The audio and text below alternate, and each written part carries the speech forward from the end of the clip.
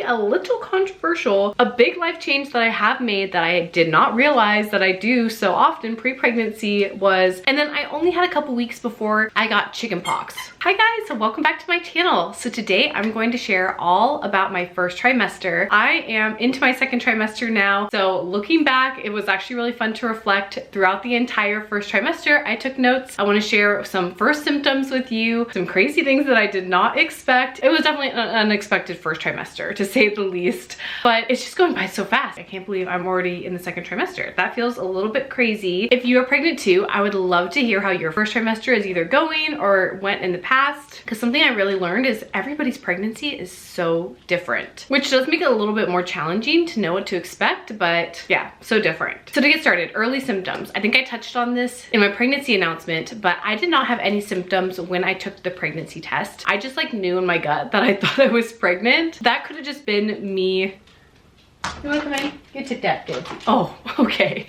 I can hear him tapping and behind the door. You wanna come sit here with me? So it took a couple weeks for me to even feel pregnant. I started getting some early symptoms, and then I only had a couple weeks before I got chickenpox. So the first early symptoms that I started feeling before I got chickenpox and everything kind of became a mixed bag was I started to get super vivid dreams. I wasn't sure if this was actually a symptom or just me being so excited, nervous about being pregnant. It is a fairly common symptom, and it actually, I don't know, it's kind of cool. Like your dreams feel like movies. I dreamt about every scenario. My subconscious was like going crazy at the very beginning. And then I also did have sore boobs. Those were the first two beginning. Other than that though, I didn't have any symptoms at all, to a point where like I was like, when am I gonna start having symptoms? I felt great. So then at week 7, I got chickenpox. That's when everything turned on a loop. It was very scary, not fun. It was hard to distinguish what was pregnancy and what was my chickenpox because I overall just felt really, really crappy. I still never felt nauseous, maybe like a little bit, but not enough to throw up. But during this time when it was kind of experiencing a lot of things, I did have a few more symptoms. So I started getting tired, but I wasn't sleepy. So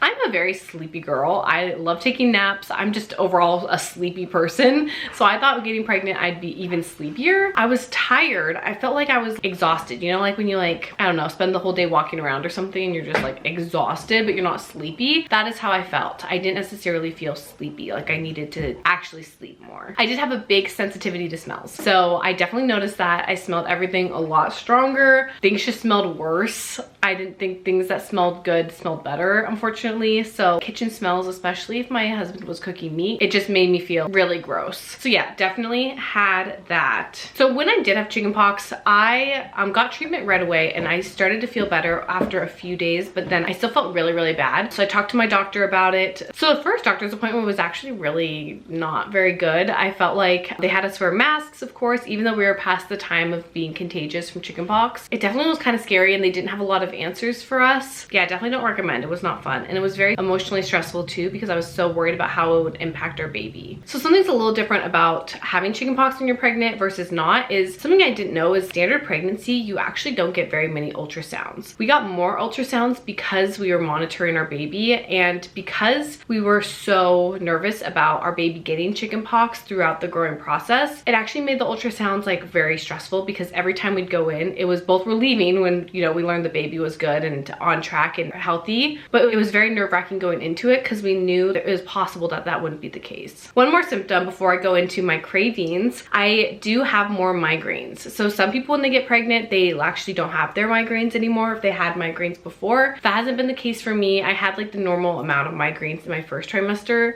Spoiler for second trimester, they've only increased, which has been really tough because I don't take the migraine medicine that works really well for me because it's not for sure safe. It's not proven to be harmful, but it's just not for sure safe. So I've been taking a lot of Tylenol, which has honestly been a godsend because it's like the only thing I can really take for it. Okay, let's go into food aversions and cravings. So I feel like I don't really have any very specific cravings except for one, and I don't have weird cravings. I feel like everything that I used to love pre-pregnancy, I just love a lot more. So I've been really loving Cholula hot sauce on everything. Love hot sauce. I've been really liking the everything but the bagel seasoning on everything, and that's a seasoning I loved before. I actually stopped eating it though because it has poppy seeds in it, and I just didn't want to like take the risk of it like messing up any of my blood tests or anything. I don't know if that's actually something you need to worry about, but I just have been not risking it. I have been having a major sweet tooth, especially chocolate chip cookies. The amount of chocolate chip cookies I've been craving, I wouldn't be surprised if my baby comes out as a chocolate chip cookie. I've been trying not to go too overboard. We have been enjoying a couple tubs of those little chocolate chip cookies that you can get at Costco. They are so good, so delicious. And I've always loved chocolate chip cookies. They've always been one of my favorite desserts. I'm definitely more cookies than like cakes or brownies or anything like that. So it's like something I loved, just elevated. But yeah, chocolate chip cookies sounds so good right now. Oh my gosh. The only food aversion I've had is bone-in chicken or poultry. Just the smell of chicken cooking, just the tendons, like that whole thing, I just, not right now. But also, I've always kind of had a chicken aversion. I've always been kind of weird about chicken, especially pre-packaged chicken. I've always been a little bit weird about it. I've always been really nervous to bite into something that doesn't bite through, or it tasting just like a little too chickeny. I've always been like that. It's only just elevated from there. And then in my first trimester, I've overall been very hungry, which is good. I feel like when you have morning sickness, it's really hard to eat. So I'm actually really thankful that I'm hungry. But I have had many times where I'm hungry, but I look through all the food we have and literally nothing we have sounds good, which is kind of tough because I'm like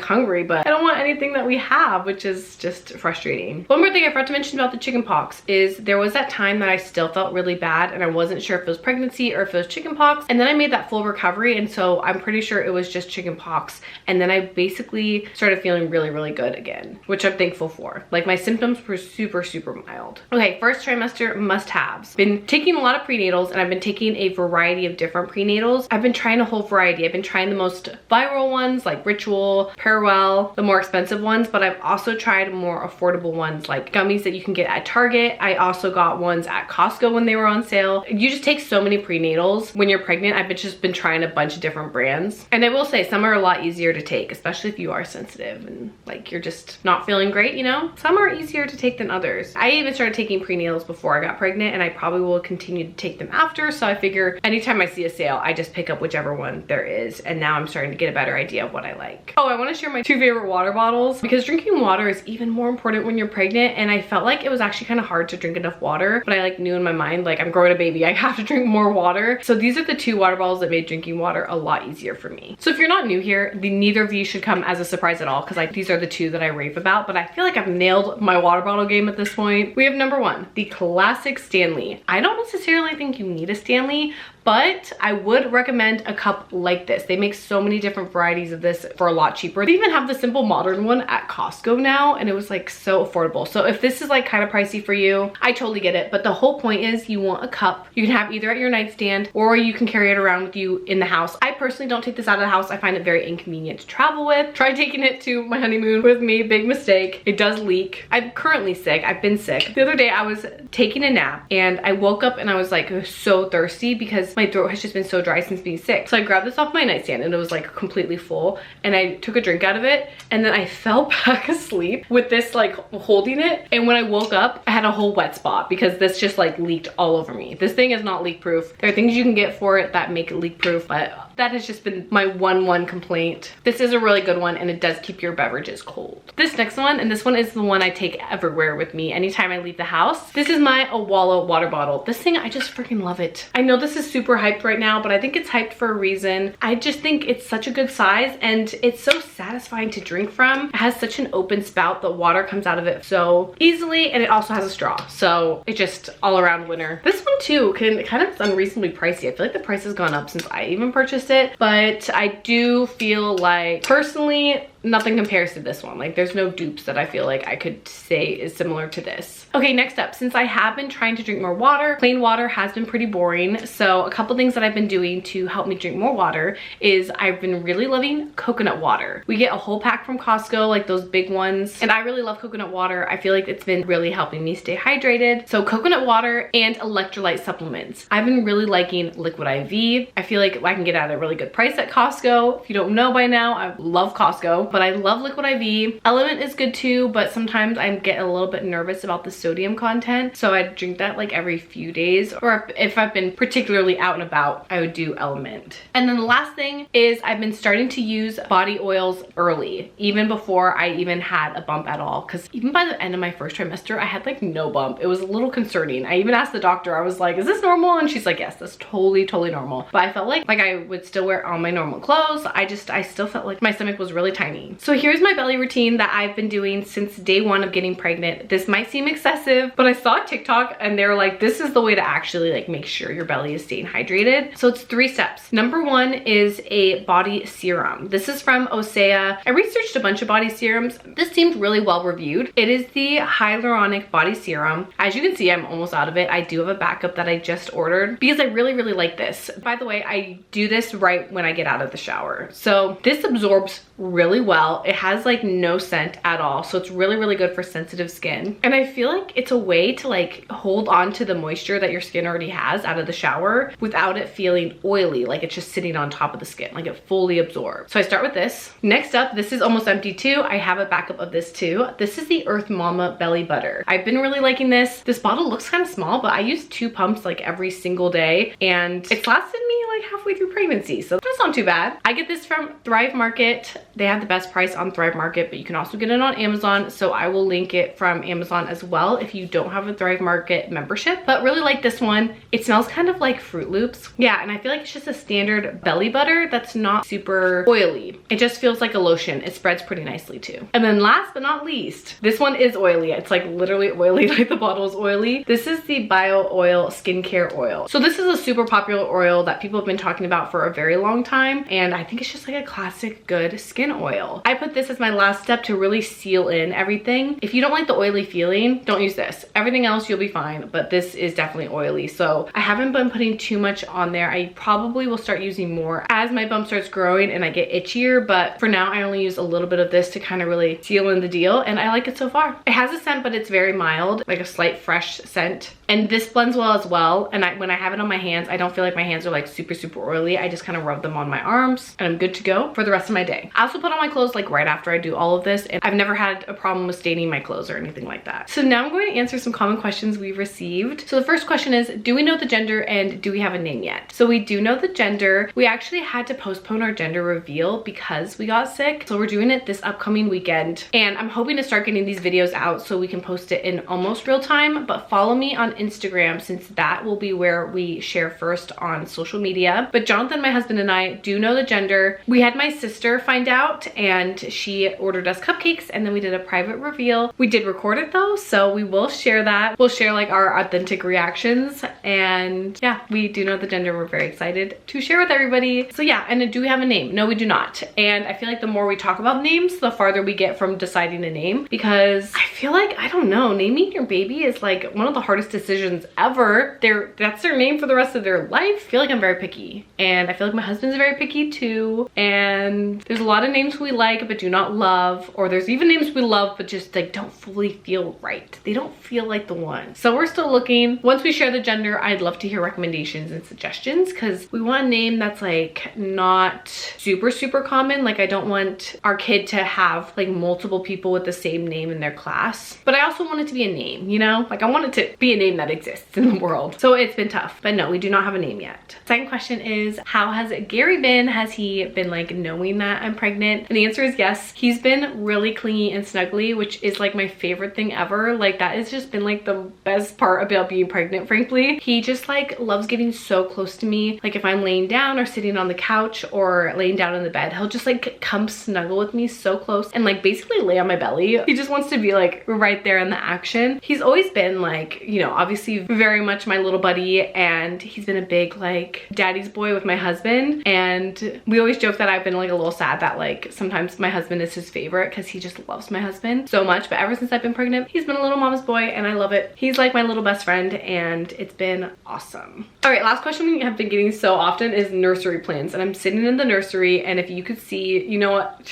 I'm gonna do it. I'm just gonna share with you what I'm looking at. Please, no judgment. It is absolutely crazy. I know we have balloons that my husband blew up for our gender reveal that we're hoping will stay good for next week. I have my dresses for the gender reveal. I got pink pink and blue dresses from Nuuly, where I've been doing my makeup. We have like some stuffed animals. We have a diaper cake from some of our best friends. Just like anything that is baby related, we've just been throwing in this room. So we have like absolutely no start to the nursery, which has been on my radar. Like, I gotta get started, gotta start ordering things. But yeah, we have not started on the nursery, but we have big plans for this room. I know a nursery, like the more I even think about it, I'm like, the nursery is like so not necessary, but it's like been a dream of mine since forever. So I want to make it really cute and functional, but still keep it super realistic, because honestly, it's not going to be our child's style. It's gonna be for us, because once like our child starts forming their own personality, I'm sure we'll change it. Next thing I want to talk about are changes I've made since being pregnant. These are things I kind of briefly heard about, but this is why I felt a bit overwhelmed when I first found out I was pregnant, because I was like, oh my gosh, there's so much to know. I was Googling literally everything, but I would say these are the most important things to kind of keep in mind that you may not think about when you first get pregnant. And so the first one is food, of course. So I've been really like, if it's not recommended to eat certain foods, I've just not been eating them. I know there's a lot of things that are probably okay. The only thing that I do still eat that like some people are like, ooh, that might be a little controversial, is I will still like order salads out. I'll still eat bag salads. I talked to my doctor about it. I was like, do I need to be worried? And she was like, honestly, I'd rather you eat healthy than worry about the salad getting contaminated, since it's such a low chance of that happening. But like raw anything I stay away from, which has not been great because sushi is like my all-time favorite food. We got cooked sushi for my birthday, like avocado rolls and like tempura and cucumber rolls and stuff, and it actually was really good. So of course I prefer the raw fish, but I've been managing it, you know, I've been okay. I also don't eat cold cuts. I wasn't really like a huge cold cut person anyways, but I don't eat like cold cuts, unpasteurized dairy products, like anything like that. I've just been like cutting it out, but that's just like something good to know. A big life change that I have made that I did not realize that I do so often pre-pregnancy was I no longer eat any expired food. Like if food is past its best by, I do not take the risk. I do not want to get food poisoning while I'm pregnant. And I didn't realize this, but I actually ate a lot of expired food before pregnancy. I grew up in a very don't waste food household, so I think it was just ingrained in me that like if it smells fine and looks fine, it probably is fine. But in pregnancy, I just have not been taking the risk, which has honestly been a little inconvenient. There's like a lot of times I'm like, I would have totally eaten that if I wasn't pregnant and like worried. The last thing that I've changed is my skincare routine. I was actually kind of surprised how many things they don't recommend you use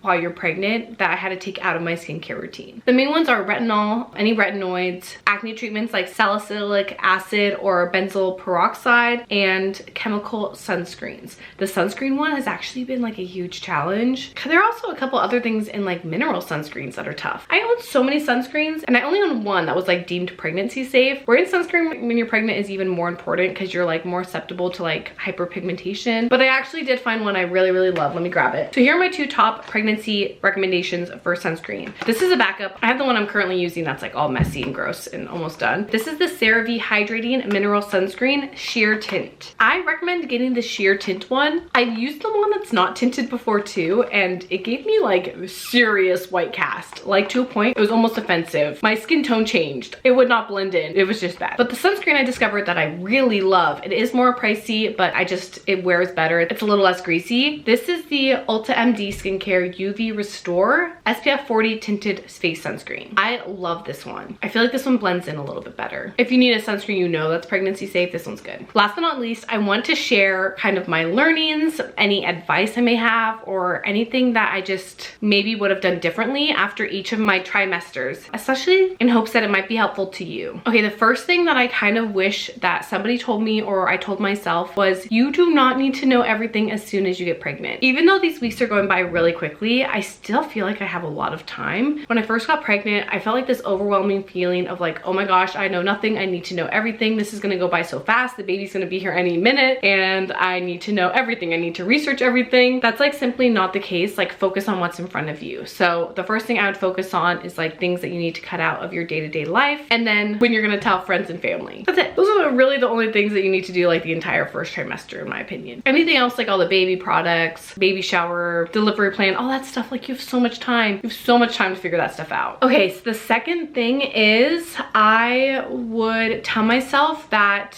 worrying about the outcome of your pregnancy is normal, but to treat it as like a passing thought. I think especially since we had chickenpox, the anxiety around the health of our baby, losing our baby was very, very high. Stressing about if your baby's okay is not really going to change the outcome. In fact, it could make things worse. So being hopeful, having a positive outlook, being prepared, but also just recognizing a worried thought for what it is and then just kind of letting it pass like a cloud is so, so helpful, especially if you have experienced pregnancy loss in the past, or you just know you're very early in your pregnancy and things can happen that are just very, very normal. It's just good to recognize that you may be stressed and worried, and then just try not to dwell on it, because what is meant to be will be. So that's everything for my first trimester. Thank you so much for watching. If you liked, make sure you like this video before you leave and subscribe to my channel. I hope you have a great rest of your day, and I'll see you next time. Bye.